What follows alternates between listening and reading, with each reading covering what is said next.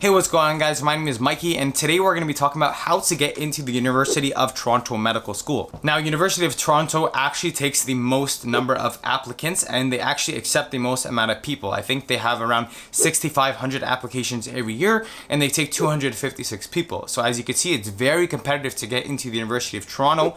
Today we're going to be joined with one of my friends. His name is Carlos. Carlos is entering his third year of medical school. Carlos actually got into medical school after his third year of university. So if you do have any questions on that and what undergrad he did, or any questions at all about Canadian medical schools, don't forget to leave them down below in the comment sections, or reach out to me or reach out to Carlos if you have any questions at all. Now, if you are enjoying this series on Canadian medical schools, don't forget to like and subscribe to the channel down below. I will be making future videos on my vlogs in the hospital when I'm doing research, as well as videos on study tips and what tech is good for university students. So feel free to subscribe and like down below. But without any further ado, let's get started with this video. Hey YouTube, my name is Carlos and I'm going to talk to you guys about medical school at the University of Toronto. So I attended health sciences at Wilfrid Laurier University, and I was fortunate enough to get into medical school after 3 years. So like I said, I studied health sciences at Wilfrid Laurier University, was fortunate enough to get into University of Toronto, and I'm currently studying downtown, heading into my third year. So what that means is I finished my first 2 years, or the pre-clerkship years, we'll get into that later, and I'm now about to start my clerkship years. In terms of specialties, I am still undecided. I think a lot of people realize once they actually get into medical school just how broad and diverse medical school can be. If you're looking at a family doctor to a surgeon, they're completely different worlds.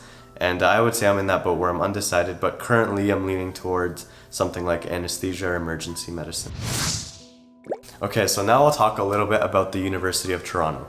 So the University of Toronto is located in Toronto, Ontario. It's a very well-known university around the world, very big on research for tons and tons of publications and things like healthcare and biomedical engineering and things like this. And it's definitely a great school to go to. So in terms of the campus itself, it is a very large, sprawling campus. It's tough to tell where the campus ends and the school begins. They kind of go interchangeably, and that could be for some people, and for others that might not be a great thing. Personally, coming from a small school like Laurier, I think it was a big change. I was very used to being in a tight-knit environment, a place that's really sort of secluded. Even my high school was like that, so it was a big change, but I really grew to love it. In terms of the city itself, what's pretty unique and beautiful about it is it's truly diverse and multicultural. I mean, if you want to go and try some Jamaican food, or you want some Mexican food, or any sort of culture or dish from around the world, you can really go and immerse yourself in the culture and find authentic people from these places. So I think the diversity is very impressive, and it's something that I've truly grown to love in the last few years. But I would say it can be a little bit intimidating. Another thing to consider about Toronto is it is very expensive. So my undergrad was in Waterloo, Ontario, and I'm originally from Mississauga, and the prices in Toronto are a lot bigger than I was used to. So I think that could be a bit of a shock for some people, and that's something to take into consideration when you're looking into medical schools. Just to give you some estimates, I think for a condo, a 2-bed, 2-bath, which most people end up living in my class at least, you're looking at around $3,000 a month, which is quite pricey. Now, in terms of student cultures, I think UofT is, again, a very large school. It's known around the world. It has many different programs. I think the medical school itself might be the largest medical program in the province, maybe even the country. We're usually about 250 students, and so it's a very large group, and it might be tough to actually get to know every single person in your program. I think one thing UofT does great is our academy system. So what that means is your class of 250 people are split into 4 academies. I'm in WB, or Whiteman Barris, and the other 3 are Peters Boyd, Fitzgerald, and MAM, or the Mississauga Academy of Medicine. So just to give you a little bit more information, University of Toronto has 2 main campuses. One is in downtown, which is where I am, and the other one is going to be in Mississauga. So that's a much smaller campus. I think the academy has about 50 students. It's the smallest academy. And then the other 3 range from about 50 or 60 to 100. So my academy, Whiteman Barris, is the largest academy. I think what's great about this system is, like I said, the class is very large. It's tough to get to know everyone, but you really do get to know basically everyone in your academy. You're with each other for basically everything ranging from small group sessions to large ones. Another great thing about being in downtown for medical school is you are very close to all the other programs and students from basically the university as a whole. So what that means is it's very easy to get to know people outside of medical school as well. I've gotten to know people from dentistry, pharmacy, and even things like life sciences and things outside of healthcare as a whole.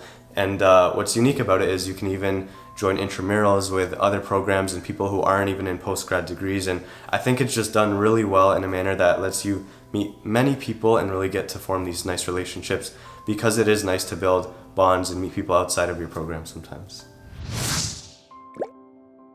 Now, in terms of getting into the University of Toronto for medical school, it is quite a bit of a process.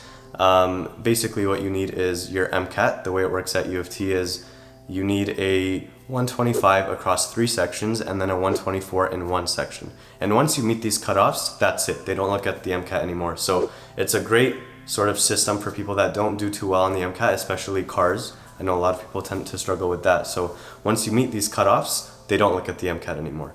And then the other things that really come into play are GPA, which is definitely a big factor. And then there's going to be your interviews and things like your OMSAS application. Now, OMSAS stands for the Ontario Medical School Application Service, I believe. And that's where you really apply to all the medical schools in Ontario.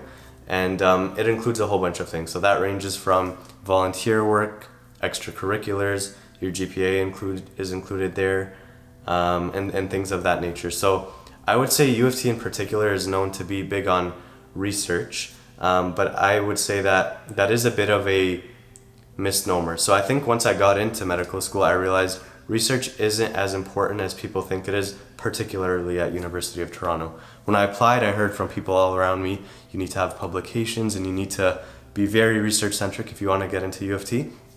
I would say research is more important for UofT than other schools, but it is by no means something that absolutely makes or breaks your application.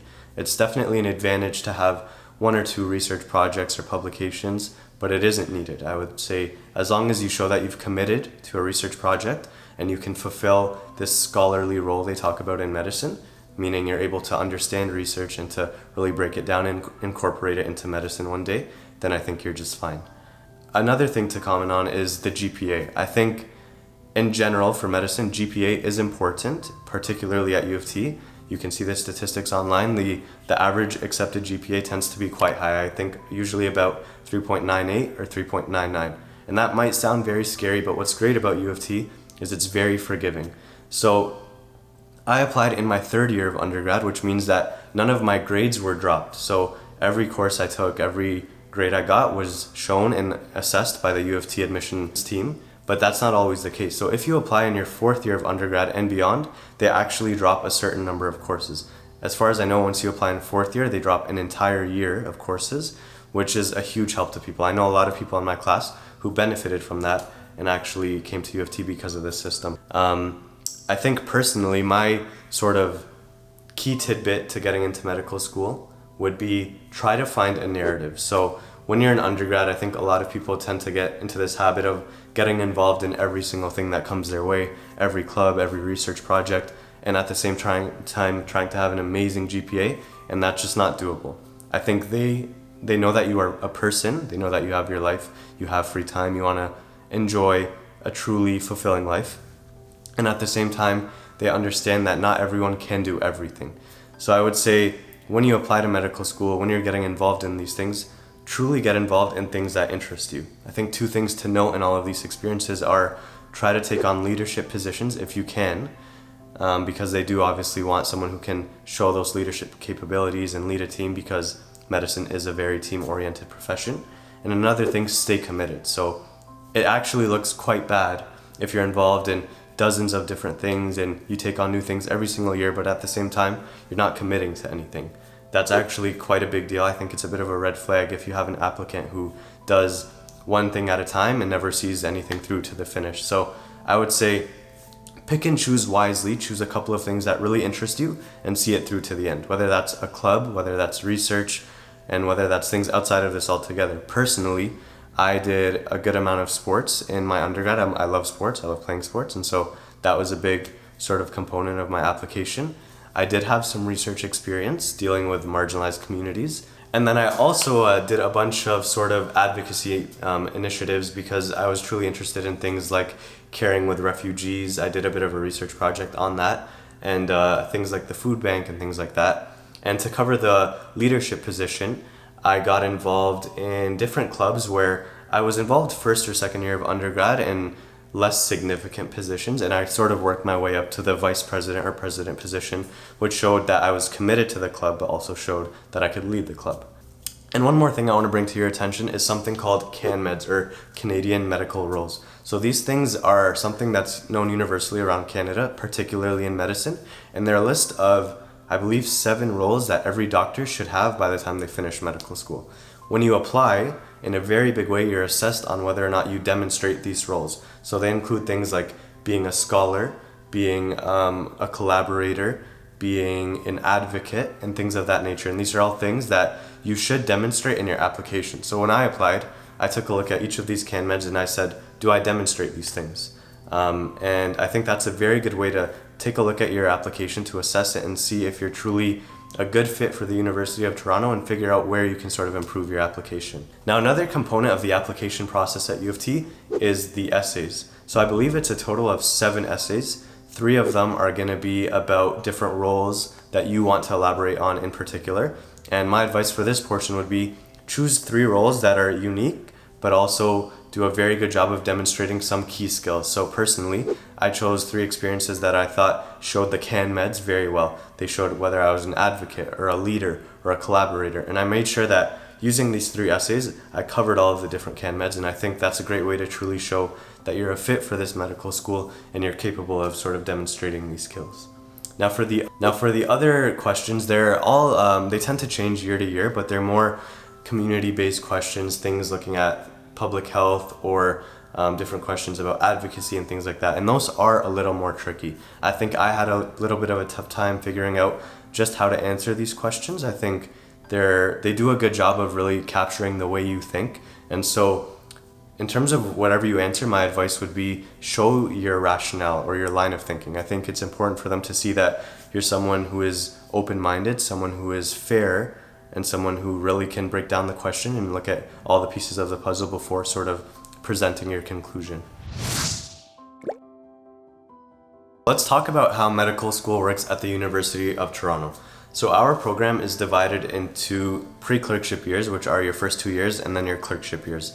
So pre-clerkship is really about developing the fundamental knowledge of becoming a doctor and at the same time some of the more clinical skills. So this involves your typical didactic learning, so these lectures where you learn about things like physiology, pathophysiology, treatment, and things of the sort. And it also includes small group sessions. Your small group sessions include CBL. Now CBL stands for case-based learning. So case-based learning is really a way to solidify what you've learned for that week of content. It happens every week, twice in that week, and it involves one session where a group of students, usually about 8 to 10 from within the same academy, will go over a particular case and learn about a disease and how to treat it, how to investigate it. Now our other small group sessions in pre-clerkship range from things like clinical skills, which is where you really learn sort of fundamental skills that doctors need, like learning how to take your blood pressure or measure respiration rate and things like that. And this happens once a week, and again, it's based on the system you're learning at the time. And it's another great way to really solidify and make sure you know everything you need to know for that system for the week. And finally, in pre-clerkship, there's a lot of other small group things that range from something called HSR, or Health Science Research, to CBSL service, community-based service learning. And these are things that are meant to highlight and really solidify other skills that doctors are supposed to have. So all these different small group sessions do a really great job of letting you meet other students and doctors from various professions, and they really instill these important skills that doctors should have outside of your typical clinical skills and science knowledge, really. Now in the clerkship years, you do something called rotations. So I'm about to start this in just a couple of months. But as far as I know, the way it works is you rotate through several different specialties. So for example, my stream is I'll do internal medicine, and then I'll do surgery, and then I do a bunch of different things in third year. So in third year, you do your core rotations. So these are things that are sort of set out for you, and they want people to develop certain fundamental skills in all of these different rotations and learn how to be a competent doctor and all of these different things. And then in your 4th year, you do your elective rotation. So this is where you choose what you want to be, what type of doctor you want to be, and where you want to apply to, and you do rotations in those specific things. And really the goal of it is to connect with people, make a good impression, develop the skills before you apply to a particular residency program. So the way the UofT interview works is it's something called MMI, multiple mini interview, and UofT I think does this very well. It's 4 stations and each of them is a one-on-one 10 to 15 minute interview, and UofT is known to really treat their interviews like a conversation. I think out of all the medical schools I interviewed at, so that includes Ottawa, McMaster, and UofT's by far was the most relaxed, and I truly felt like myself. It was a 10-minute conversation. I got to know the interviewer and they got to know me quite well, and I think it was really relaxed. I didn't feel the need to be someone I wasn't, and it truly let me shine and show the student I was. And UofT is known for a very high acceptance rate. So about 50% of the students who interview at UofT end up getting in. So if you're fortunate enough to be one of those people, then luck is on your side. Okay, now I'm going to tell you guys a little bit about my own journey and how I got to medical school. So like I said, I went to Wilfrid Laurier University, and I think it was a tough but fair program. And I was fortunate enough to, because it's a small program, build very good relationships with the chair of the program and other professors and like-minded students who wanted to get into medical school and knew what it took. In terms of my GPA, I was lucky enough to score a 4.0. So I was lucky enough to have a very high GPA when applying to medical school, but I don't think everyone has that, and I don't think it's absolutely necessary. I know many other students who didn't have a 4.0 and who got in early on or developed that score over time when they took other courses and increased their GPA and still got into medical school. Now, in terms of the MCAT, I took the MCAT once after my 2nd year. So I scored a 516 on the MCAT, which may sound high to some people, it may sound low to some people. I think it's definitely more than you need for UofT. Like I mentioned earlier, you only need a 499 to get into UofT, and after you meet that minimum cutoff, the MCAT doesn't count at all. So even when I was writing the MCAT, I knew in the back of my mind that for schools like UofT, I did not need to absolutely excel in the MCAT, and that takes a little bit of the stress off of this test. Okay, now just to tell you guys a bit about my extracurriculars, I would say generally my piece of advice is be well-rounded. So I don't think that means do absolutely everything that comes your way, but I think you want not to pigeonhole yourself in a particular type of experience. So personally, I was in a few clubs in leadership positions. That includes the Health Sciences Student Association, the Laurier Journal Club, Change for X, and things of that nature. But I was also in intramurals like basketball, and I played a lot of sports in my local church in Mississauga.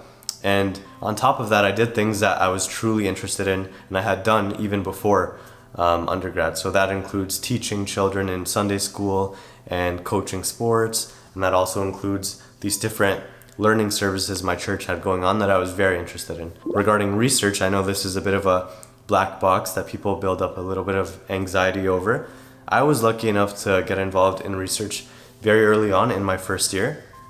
I started doing research with the chair of my program, I believe in my 1st semester of 1st year, but I don't think that's absolutely necessary. I was fortunate enough to build a good relationship with him. We really got along, and I was truly interested in his research, and for the remaining 3 years of undergrad, I continued to do research with him. So I don't think you have to do a bunch of remarkable research with people from huge institutions. I think as long as you show that you, like I mentioned earlier, you show that you can understand research and you're willing to engage in research and really fill that scholarly CanMed role, then you'll be just fine.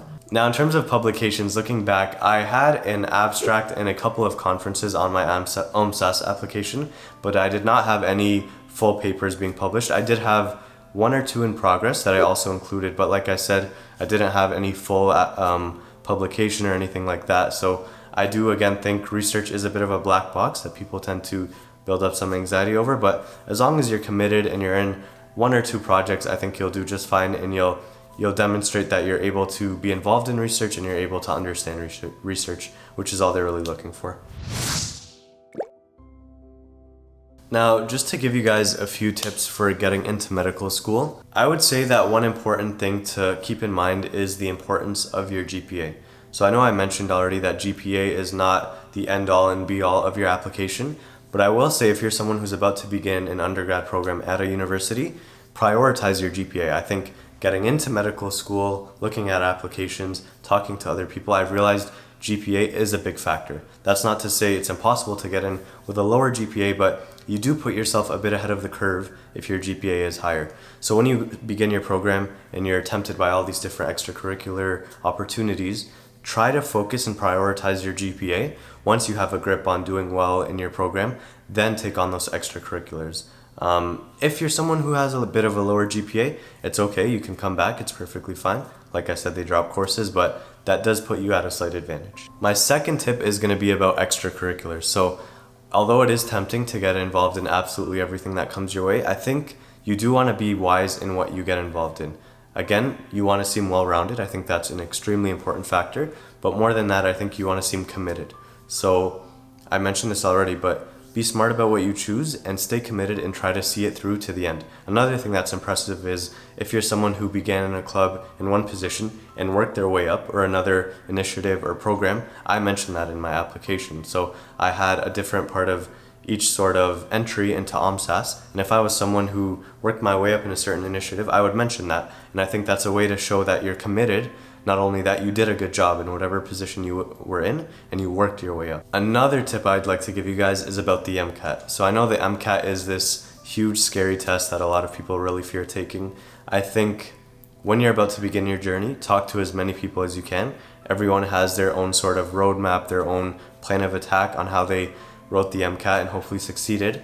And I think you can learn something from everyone that's written the test. So I talked to absolutely everyone I met who wrote the MCAT. I learned as much as I could about what resources they used, how they studied, how they answered every CARS question and things like that. And I think that's really important for you because people learn in different ways, people write tests in different ways, and some might work for you, others might not. Finally, I would say my last piece of advice is, regardless of what stage you are on your path to medical school, talk to the people around you. This applies to the MCAT, but more importantly, I would say broadly, I'm someone who, even in Laurier, I talk to every single professor I met. I talk to all the students in my class. I like to learn about different things in life, and I think you never realize how useful someone might be in your journey in terms of the benefit they'll have, the lessons they'll teach you, and also the skills they'll give you. Generally, I know medical school is a daunting, difficult task, but it is possible. So no matter how discouraged you might get, the road is not easy. I think stay motivated, reach out to the people around you, learn from the people around you, and never give up. And if it's your calling, I think you'll be just fine. And fingers crossed you'll make a great physician one day.